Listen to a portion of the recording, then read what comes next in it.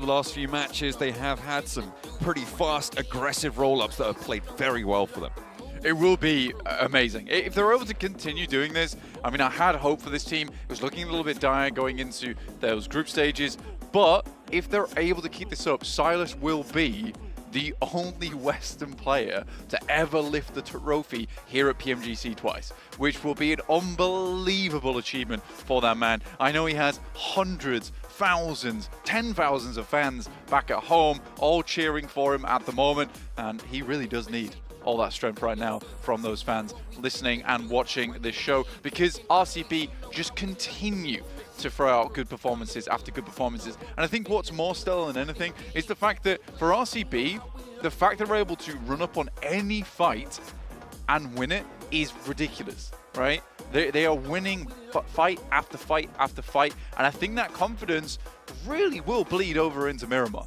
I mean, you'd hope so, right? Get those roll-ups working, get fast on those vehicles, nice and hot-footed into those engagements. It's worked out well. For Silas to be able to do that, to lift that trophy twice as well in front of King, the other two-time champ in this tournament right now, that's got to feel really. pretty cool. Because at the moment, it doesn't feel like King's going to be able to get that. Thundertalk have not been as powerful. 2,000 years later. They do have 4 players, Blank, but they're not in the zone. They've got to move around this really difficult ground to navigate on the northeast edge of Los Leones. The mountains, very, very dangerous. Incilio have high ground against them. 4MV as well, with their remaining players, have the compound a little bit further along the road. There's no safe approach, but I think crashing into 4MV is probably the only option they have left to them. Mafioso goes down, though, and that's going to make it so much harder.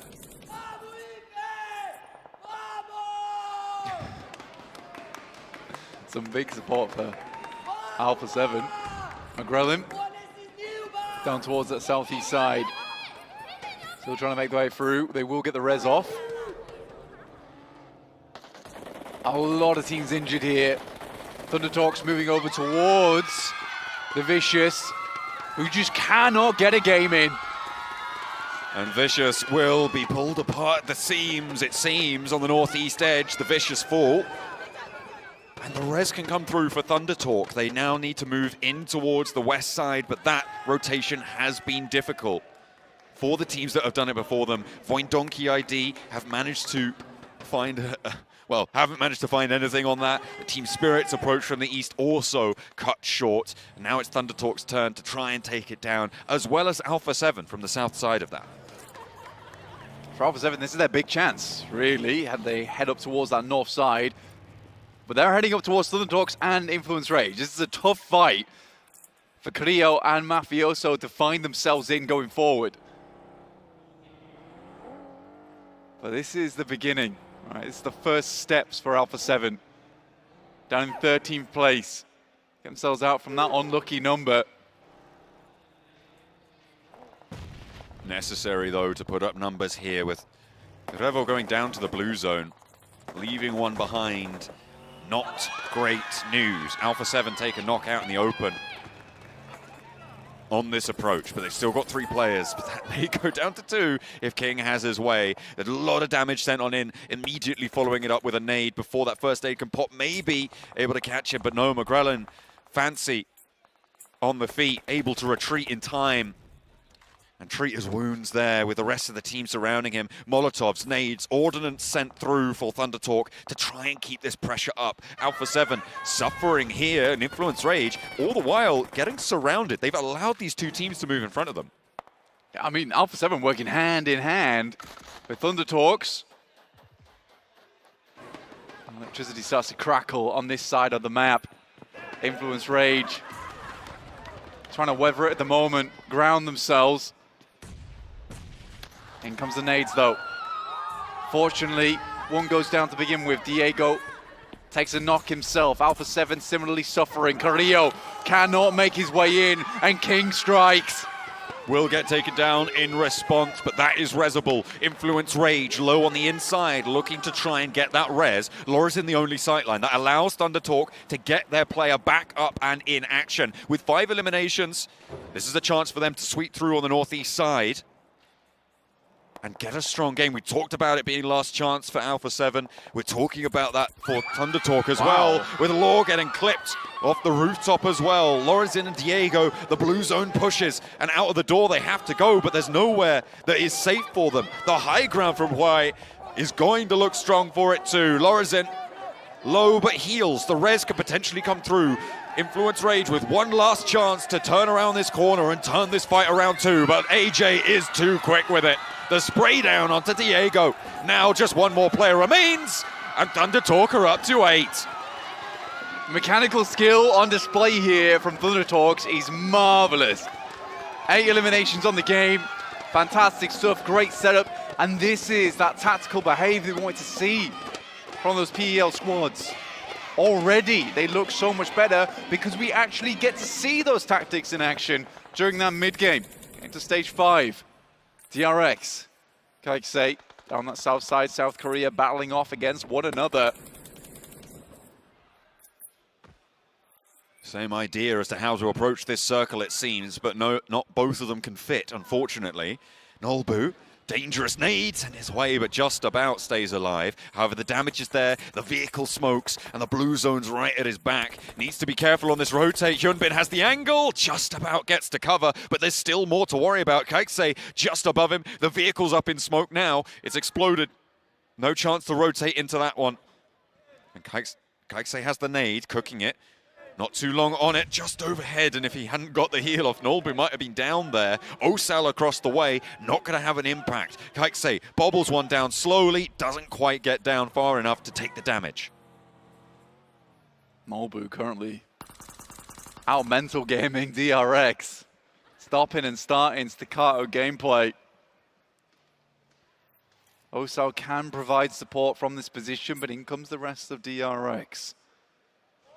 D+ looking to hold on. Nigma Galaxy, what a game from them so far. Serious control from that northern side. In the command center right now. Guild, Tongji Bao on the northwest. Will have to move in, but this ridge side is becoming more and more of a feature here in this endgame.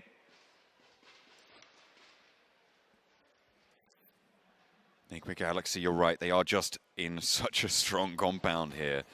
The position to the south of the Labendita crater. Na'Vi, by the way, still alive after their fight earlier with Falcons that went very awry, I think it's safe to say. Hang on a minute, Nolbu steps up around the side, pushes back into DRX territory, and on the south edge strikes up to the top of the container now. A little bit overexposed for his liking. The nade goes up high, doesn't quite connect either. QXZ doesn't have Hyunbin's angle to play around just yet. He's repositioning just a little bit to try and find a favorable spot for it. But Nolbu is sending the smoke around the other edge, stops that peak on the left side for DRX, and that allows Nolbu a little bit more maneuverability. He's got Osal to play with as well, but he just backs it off. DRX got to be slowed down and see if they can get away from this high ground as well. A little bit more favorable of a route for the remnants of D+ Kia. Yeah, for D+ realizing this is a good opportunity to leave.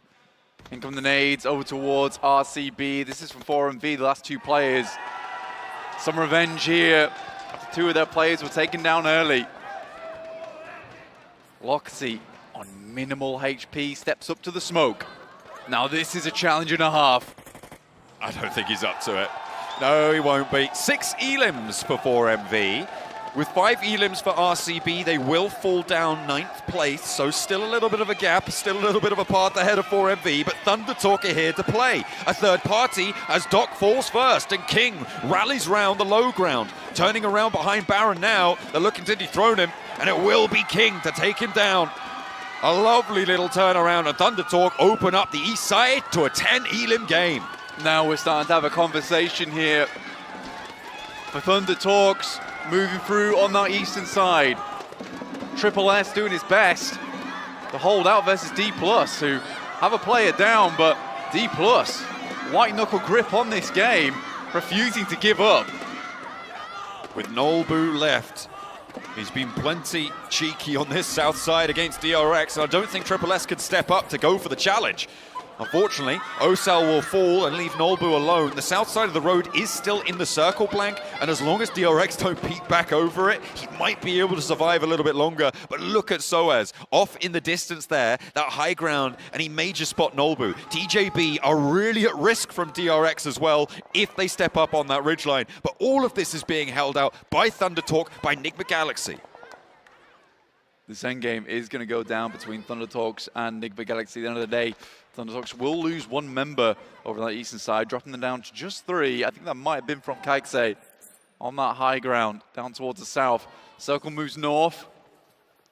That's the furthest we've seen Guild into any of our matches. 6 versus Enigma Galaxy. Will not find it. Enigma Galaxy removes the thorn from that north side. That should be Reservoir, but they've not got a lot of time. 30 seconds before the zone closes, and they'll need to get Ralph back to his feet, play up back towards that ridge of La Bandita, get back into their compound, because they need that control that has been afforded to them for so long. TJB still stuck on this roadside. Nolbu not helping that. They know he's here. They are really wanting his position, his presence to be known, and hope that DRX can take it down for them. That would allow TJB more lateral movement to move up towards the north side. Nolbu steps up for the spray, the nade over the top. And finally, he's taken down. It is TJB and Thunder Talk, our 2 teams from PEL, to play on opposite sides of the circle right now and look to last this one the distance. It's slower gameplay. Like I said, it's more deliberate coming through from the 2 PEL squads. It's a massive change of pace.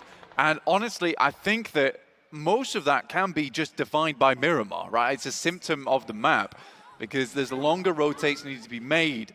On Erangel, it's far easier to run into a team earlier on and make those wild plays that open up the third parties. But for PEL, I think Miramar is allowing them to see the potential of slower gameplay.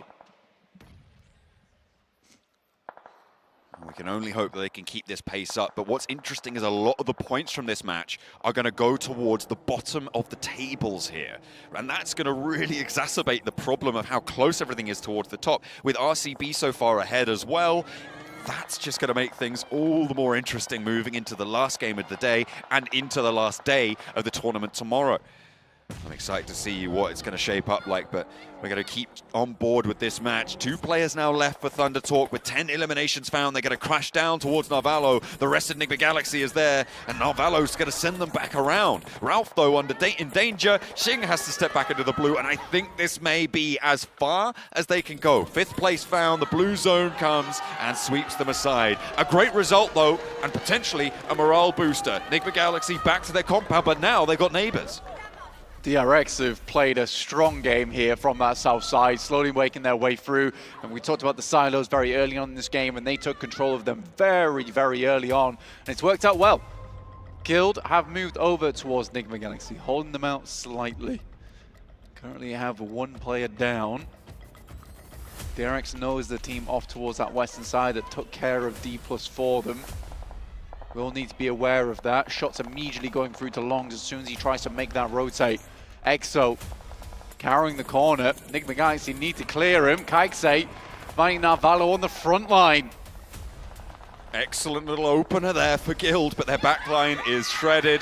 Exo now the last to stand, and Ralph handles it. Narvalo's down sure, but DRX now on the south side do not have as much control as TJB do, Blank. The bottom of the tables for PEL looking to try and stand up tall and put themselves back in the race. 4 players alive, 4 eliminations as well, racking up that 5th and over towards Enigma Galaxy. They extend their line, a 2-2 split, and it's working wonders. 6-7-6 spray down onto Kaikse, and DRX fall in their face. This is a great result from TJB.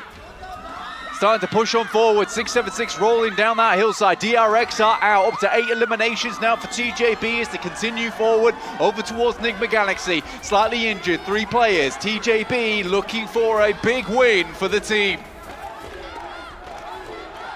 Enigma Galaxy regrouping in the face of the assault here. The low ground sweep around from 2 players from Tong Jiabao. The nade over the top from Flower. If it lands on the mark, it's all over, but it's going to split the difference on the first one. Not quite connecting. Actually, that's a lot of damage over towards Redox. Looked like it wasn't quite going to land, but turns it around. Nick the Galaxy do not have any movement to play around with. Look at the high ground from Longs and Triple S. There is nothing that Nick the Galaxy can do about this. They need to pull off some miraculous shots to get away with this one, but for all intents and purposes, it should be done and dusted. With 8 elims found, 3 more left to go, 11 elims, a 21-point game could be up for TJB. TJP, crowd on their side right now. Pushing them forward, down, over towards, closes in. Flower up towards that front line. The shotgun around the side, the UMP and the pump action around the edge, and Enigma Galaxy need to hold their ground now, try and trade off these angles, but it's not going to work for the first. The second, a little bit more ropey, but it's not going to matter. TJB take it down. 11 elims, 21 points, and they are back in the race. Triple S taking them for a victory. The triple threat onside. Great performance from Pubg about.